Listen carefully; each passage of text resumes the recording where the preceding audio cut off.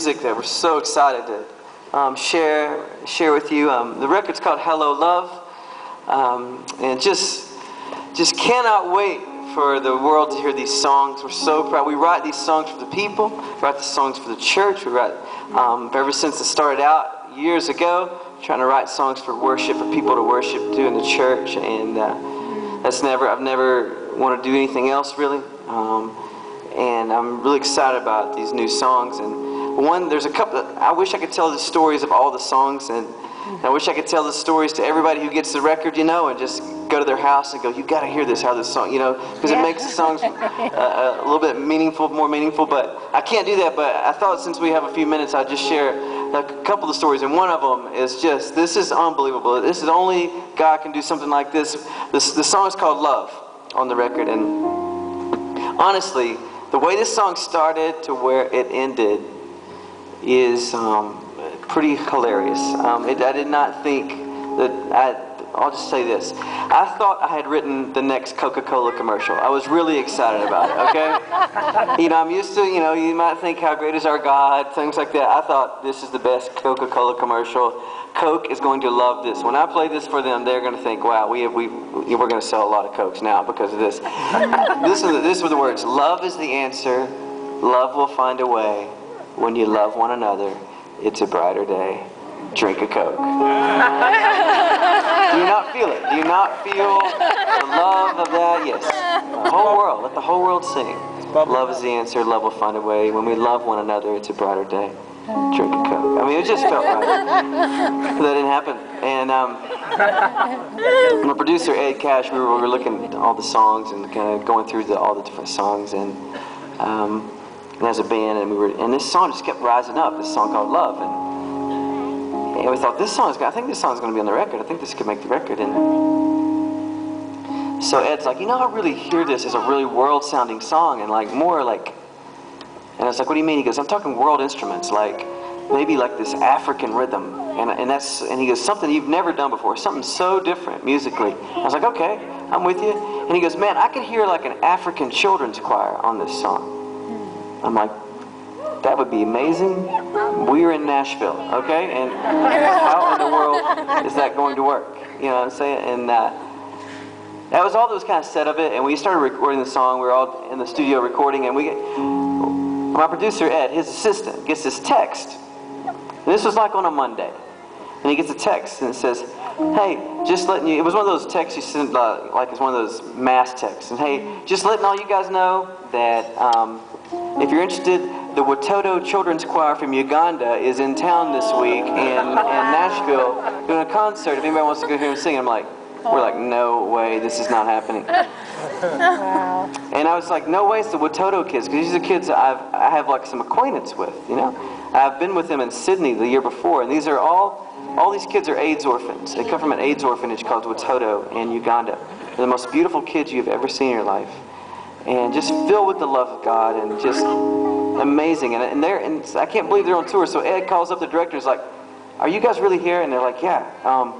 Do you guys have any time off? They're like, "Well, we have 2 days off on our 6-month tour in the United States. We have 2 days off, and one of them is in Nashville on Thursday." And we're like, "Of this week?" And we're like, "No way." And Ed was like, "Well, is there any way that you'd want to spend one of the 2 days off that you're supposed to not be singing all day in the studio with Chris?" And they're like, "Oh, we love Chris's music. We sing it in our church back in Uganda, and we'd love to." And for that statement alone, just floors me to think that even happens. But it was like, "Well, we'd love for you to be a part. Come on in." So we get now it's Wednesday night, okay?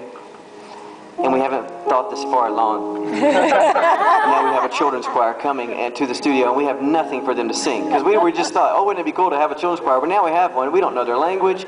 We don't know what's going to happen tomorrow. They're 6 years old. They're 7 years old. What in the world are we going to do with these kids?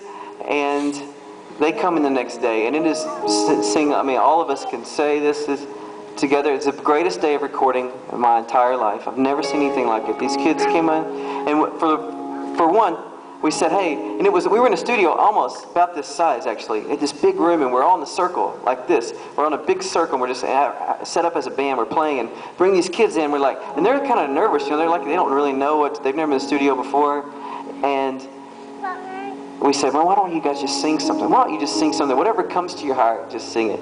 Just to warm up, you know, whatever you feel comfortable with. And they start singing. I'm in another room, and I start hearing them singing, "How Great Is Our God." Oh. And I just lost it. I mean, I'm talking, I was crying so hard I was losing weight. You know what I'm saying? I couldn't believe it that I'd written this little chorus. They're 7 years old. They have no idea I wrote this song. It wasn't like, hey, let's impress Chris. It's just a song they sing. It's just a song, that's the song that they would start singing if they asked me to sing. I was just blown away. So I'm already a mess. We haven't even started singing the song yet, doing the song. So we teach them a song. They record with us all day. I'm about to play it for you because I want you to hear it. And I want you to hear these kids' voices. They are amazing. We would play it here, but we're not really an African children's choir. It doesn't sound too good. We're doing it, so I want you to hear it from the recording. Is that cool with you guys? Is that all right? Okay. Before I do that, we get finished that day recording, and I get a call from my friend Louis Giglio. Many of you guys know him and his just incredible influence, and we've been doing ministry together for years. And his wife Shelly, who's here with me, and is my manager. And they're calling us that day because they just got in from a trip overseas, and they're like, Chris, how was the day in the studio? And I was like, you're not going to believe this. We just had the Watoto Children's Choir from Uganda in the studio, and they're like, really? And I was like, yeah, really. And he's like, bro, you're not going to believe this. We just landed from overseas from a conference, and I was just with Gary and Marilyn Skinner, who started the Watoto village in Uganda, and they were speaking on this village, and they asked, and I felt like God was putting it on our heart how we could help and start helping them build more villages. They have a massive need. They have 1,700 orphans right now, and they have a need for 10,000 just in Kampala alone from AIDS orphans.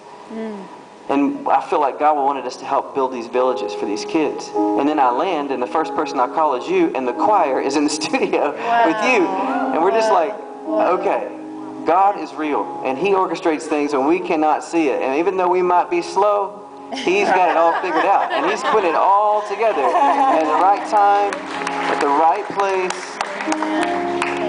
And so I'm so proud of this song, from where it started as a Coca-Cola commercial, what I thought, to being this song that I hope when people hear the CD, they go, what in the world is it about these kids?